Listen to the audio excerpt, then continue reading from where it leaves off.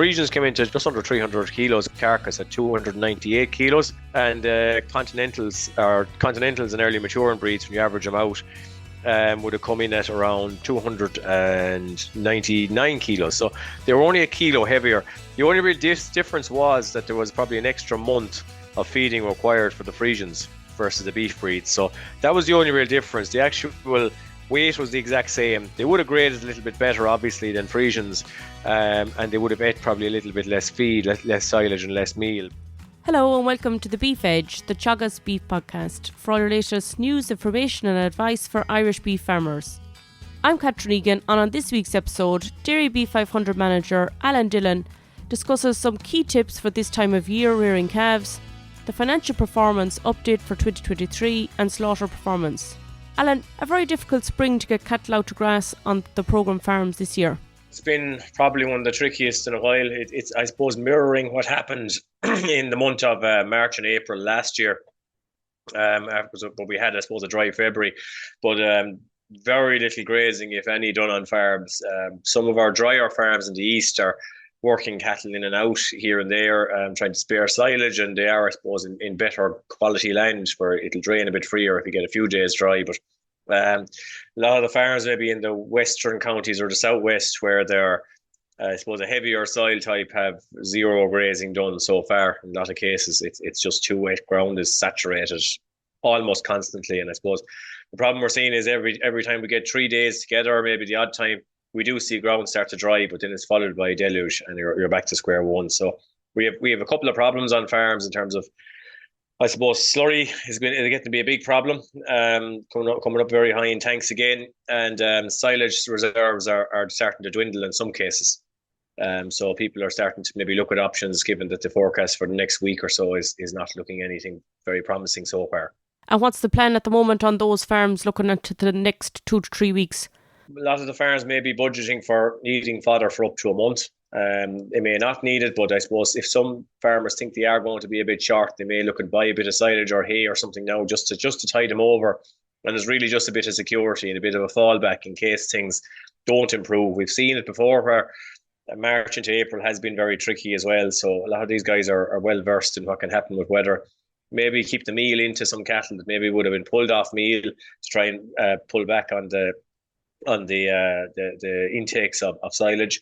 And I suppose there has been a decision maybe on the odd farm as well, that maybe cattle that were maybe going to go to grass and maybe killed in June, maybe fed on in the shed for an extra maybe 6 weeks maybe inside, and finished out of the shed maybe later on a high meal diet instead, to try and I suppose leave a bit of grass there maybe for lighter stock to go out on, and I suppose maybe reduce the silage demand in the short term for those type of stock. So different actions being taken, Alan, for different groups of stock. I suppose the farmers are also busy. They're sourcing calves at the moment. What's the situation this spring sourcing calves? A few things have changed this year. The volume of calves that was available probably earlier in the year wasn't seen. There's probably due to a couple of things. Maybe, I suppose, that the first thing is that the sex semen usage has increased dramatically. So there's a number of farms who maybe use a lot of sex semen early in the time. So rather than having, 50% of their calves coming as bulls, when conventional semen is used, they had all heifers, which will be kept as their replacements, and moved on to using maybe more beef sires after that. And that's created, I suppose, an increased volume of calves probably available from now on farms, but it's a little bit later than some of our farmers would have liked. Our guys that are in the monitor farm programs like to buy their calves fairly early. Prices are varying dramatically. I suppose the early calves would probably have come at similar prices to last year. You're talking 60 to 70 euros probably for a lot of the Friesians, maybe some down around 50. And the Continentals and the early maturing breeds probably similar enough money to last year. But we have seen in March, especially in the last few weeks, calves making very little money. So, a lot of Angus isn't that making in around 5 or 10 euros, but these tend to be lighter calves. These are calves that are probably, when you look at some of the mark boards where they weigh the calves, they're probably coming in the 40 to 50 kilo mark or thereabouts. There doesn't seem to be much of a market for the likes of them.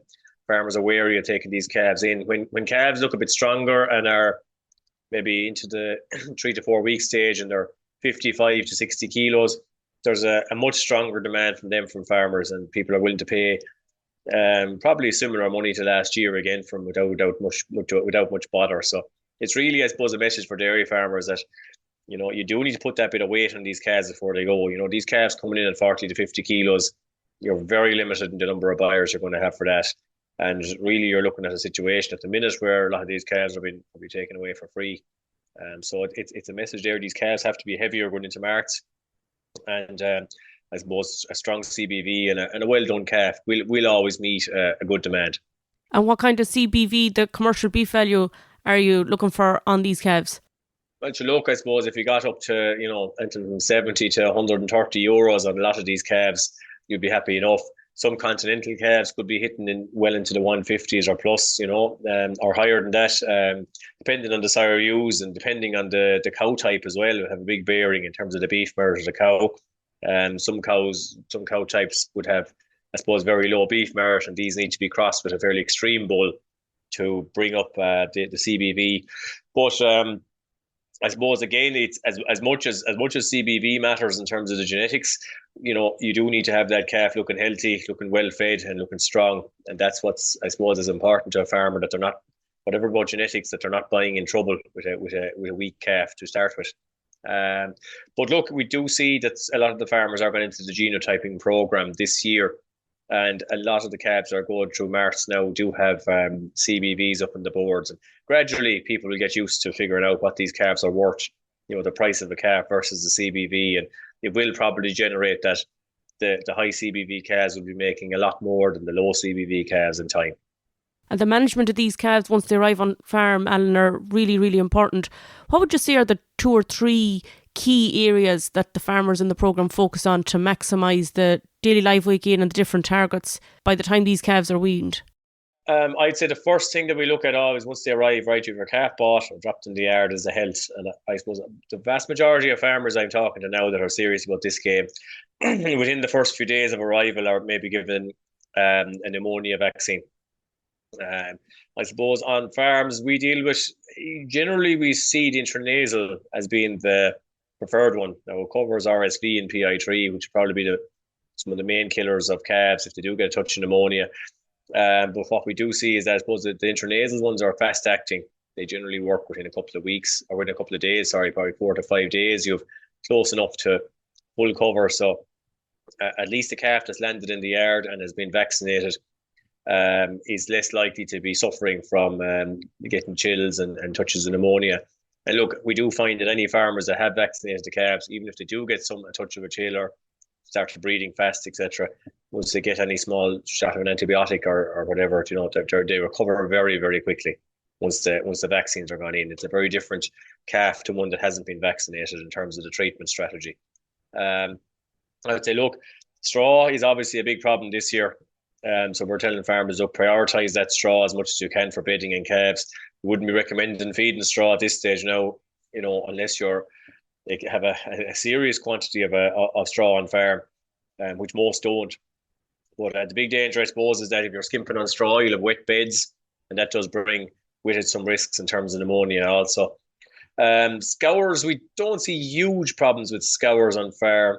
Generally, at the age most people buy calves, and once you hit that 3 to 4 weeks of age, any scours, the main scours like the rota or maybe crypto or whatever, they've probably come to the stage where they've got over it by the time you get your hands on them. In a lot of cases, so we don't generally see a huge volume of scour trouble on farms. If we do see, it's probably some mild nutritional scour.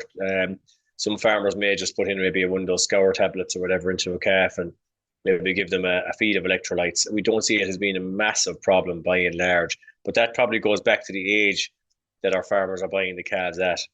I suppose another thing to remember is if you're dehorning calves, to leave about a week between vaccinating the calf and dehorning, because I suppose stress can inhibit the effectiveness of these vaccines. And I suppose, again, then just with milk and feeding, look, give plenty of meals to the calves, have a roughage source in. Hay is probably the preference one this year rather than straw because of the shortage of it. It's probably not as freely available. Or maybe very dry chopped silage would be okay as well. Yeah, and I suppose also then feeding your milk replacer, I suppose, to try and keep it reasonably routine in terms of when you're feeding your calf, that you're not feeding them at 7 o'clock one morning and 11 o'clock the next day. It's within a few hours or an hour or two of the normal time you feed them every day, morning and evening, and keep that temperature of the milk replacer fairly consistent.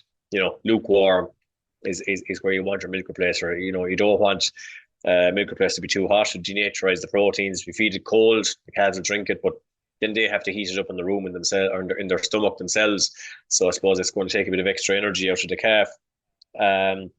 So it's little things like that. And then I suppose the other thing is drafts and sheds. There is problems with maybe calves being in unsuitable sheds, and some little bit of retrofitting might be needed just to get calves right.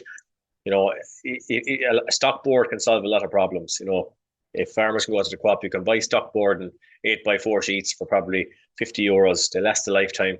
You can tie them onto gates or whatever you want, or barriers or whatever, and it'll stop a draft coming into the calf, and it's not a cold surface either. So it can make a big difference in terms of maintaining temperature in a calf shed and avoiding maybe some unnecessary chills coming in, etc. So it's little things like that you have to watch. And really, I suppose what we would say is that for calves that are on farm, the first 2-3 weeks after they arrive, you really need to watch them like a hawk and see, is there anyone, any calves with ears down or blowing fast or, whatever. Looking back at 2023, what was the profitability of the farms in the programme? We maintained our profitability last year, so we came in at around 540 a hectare net again, excluding all payments. It's surprising given the year we've had, being honest. I had expected that it would have been a lot lower given the extra volume of meal that went in and the cost of inputs in the first half of the year. But I suppose there was a bit of a beef price rise there. We had a strong enough beef price for the first couple of months of the year when some of our farmers were killing cattle, and it probably helped to a certain degree to counteract that. So I suppose while 500 odd euros per hectare isn't a fortune to be making, I suppose we're encouraged by the fact that they're maintaining the level of net margin that they had the last number of years. It's I suppose something we would look to increase on again in the next year or so. But what we're seeing is that stocking rates and output levels are still the key drivers of profitability on these farms. And for farmers operating the dairy calf to beef systems, what do you see as the key financial targets? If you can complete a profit monitor, it'll tell you a lot about where your farm is standing. And there's one figure I'd always look at is the amount of live weight output per hectare you're producing. So the average of our farms is over 1,300 kilos of live weight, which is quite high given where the national figures sit. And there's a huge variation within farm, and that it's driven really by stocking rate. Vast majority of our farms are hitting 550 to 600 kilos of live weight per livestock unit. And really it's a driver of stocking rate after that. We're at an average stocking rate of 2.3 livestock units to the hectare. We have some farms in derogation, we have some farms out of derogation, but really when you look at it, there's the level of stocking rate and level of output once you're doing it from grass is the driver of profitability. So the sales across the farms are coming in at over 3,300 per hectare, which is probably comparable to where we saw dairy farms a couple of years ago in terms of our output. But our variable costs are quite high as well, coming in at around 2,000, just under 2,000 a hectare variable costs. Now, meal is our biggest problem there. I could share that down to, I suppose, weather last year, that some cattle on some farms only grazed for 5 months last year. They went out in April and they were back in by September due to weather. And there was a lot of extra meal fed on farms versus last year. We probably hit an average of nearly over 1,000 per hectare, €1,000 per hectare of meal costs on farms. So 40 hectares are spending nearly 40,000 on meal, which is very, very, very high. But I suppose we lost probably 2.5 months of grazing and had to bring stock in and make up weight gain inside with meal and silage, which is leading to a huge increase in costs. Huge costs, and particularly with the weather, as you say, having such a huge impact last year, and particularly again, we'll probably see the same for spring this year, particularly getting stock out to grass. I suppose, given that the high meal input, what was the slaughter performance of the cattle that were slaughtered just before Christmas on a lot of farms? It varied. We were back probably overall, I would say, probably back about, I suppose we're back maybe 20 kilos, I suppose, of slaughter in some of the farms. I know there was likes of Kieran Bartley there in Limerick who suffered a lot with weather, short grazing season.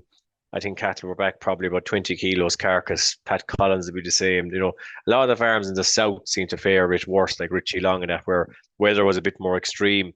And the rainfall levels were extremely high. So we're probably back, I suppose you could take it on some of the farms. There was probably a hit of, 15,000 plus in terms of income because of reduced slaughter weights.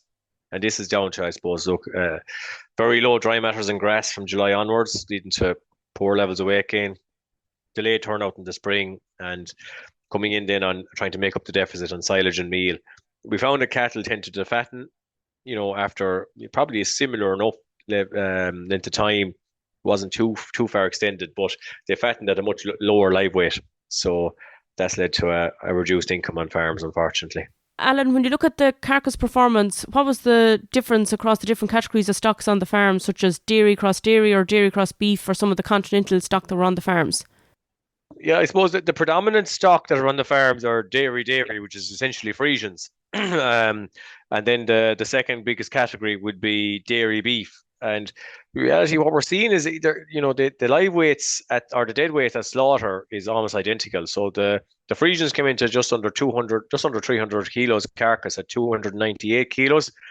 And continentals and early maturing breeds, when you average them out, would have come in at around 200 or 299 kilos. So they were only a kilo heavier. The only real difference was that there was probably an extra month of feeding required for the Friesians versus the beef breeds. So that was the only real difference. The actual weight was the exact same. They would have graded a little bit better, obviously, than Friesians, and they would have ate probably a little bit less feed, less silage and less meal. But by and large, there wasn't a huge amount between them when you take into account the buying price of the Friesian versus the beef bred one and what they bring in at the end of the day.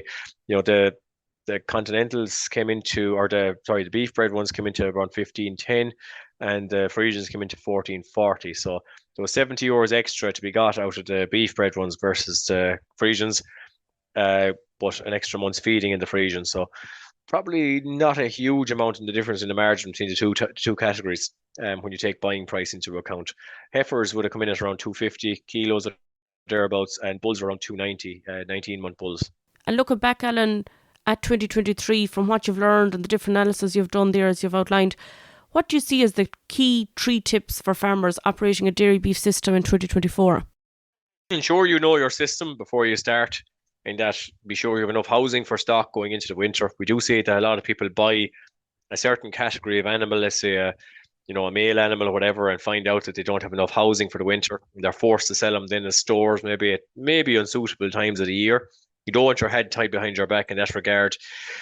I would say, look, when you're buying calves, you obviously want to buy a healthy calf and a strong calf, but you can't overpay for that calf either. If you're paying too much for those calves day one, you're going to lose all your money in what you've given. You're giving away the profit. So, buy hard and be sure that you're getting value for money, whatever type of animal you buy. We see calves with high CBVs and low CBVs that can all make money when they're bought correctly. So you could have a Friesian with a very poor CBV that can leave as much as a continental with a very high CBV if too much is paid for the high CBV calf. So it's about picking your point of purchase, and know that you're getting value for money. And I would say as well, manage the health in the first 3 or 4 months when that calf arrives into the yard and when they transition to grass, ensuring you have as little setback as possible in those animals is very important. We saw last year with the way the weather was, calves did reasonably okay in the shed. When they went to grass, we saw a huge drop off in the levels of weight gain. Dry matters were too low and rain on top of calves, etc. There was a lot of health troubles came in on farms across the country. So it's just trying to watch your calves tightly for the first 3 or 4 months, ensure that they're thriving and until they get to the well settled at grass, and hopefully things will go fairly well from there. And keep an eye on those costs. We see in the farms we're spending 2,000 a hectare on variable costs last year. We spent 800 a hectare on fixed costs. I don't think that's going to go down. It's probably going to go up. So it's a high input game. Just be sure you got the cash reserves and the turnover to match your what's required in the input side. That's great. Thanks very much, Alan. Some great tips and advice there, and we look forward to the different open days that'll be on the DairyBeef 500 farms during the year. Okay, Catherine. Thank you. That's all for this week's episode, and my thanks to Alan for joining me on the show. You can catch up on all other shows and interviews from the Beef Edge podcast on the Teagasc website at teagasc.ie, or you can listen on Apple and Google Podcasts as well as Spotify. Don't forget to rate, review and subscribe so you never miss a show. For all other updates from our beef programme, keep an eye on our Twitter and Facebook pages. Until next time, I'm Catherine Egan, and thanks for listening.